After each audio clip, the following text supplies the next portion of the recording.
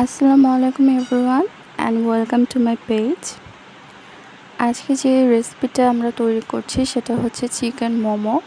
আমি মোমো বানাতে পারি না, আমার আম্মু বানাবে এবং আমি ভিডিও করব। অনেক রকমেরই মোমো হয়, বাট আমার ফেভারিট হচ্ছে ভেজিটেবল এবং চিকেন মোমো।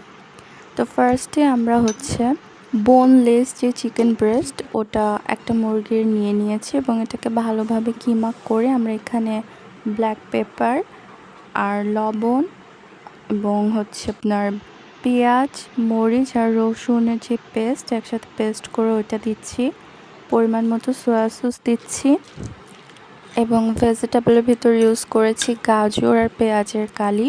যখন চিকেন মোমো বানাবেন তখন ট্রাই করবেন যে ভেজিটেবলের থেকে চিকেনের যে কিমার পরিমাণটা ওটা যেন একটু বেশি থাকে, তাহলে খেতে ভালো লাগবে।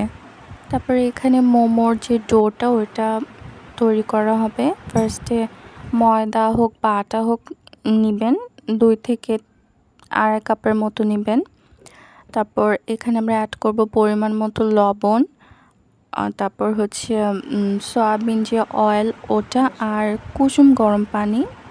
বেশি গরম পানি দিবেন না, কুসুম গরম পানি দিবেন। তারপর ভালোভাবে ডোটাকে মাখিয়ে নেওয়ার পর এটাকে বেলে একটা কাটার দিয়ে কেটে মোমোর যে পুরটা ওটা আমরা এটার ভিতর দিব এবং যে যেরকম শেপ পারেন মোমোর সেরকম শেপে এটাকে লক করে নেবেন।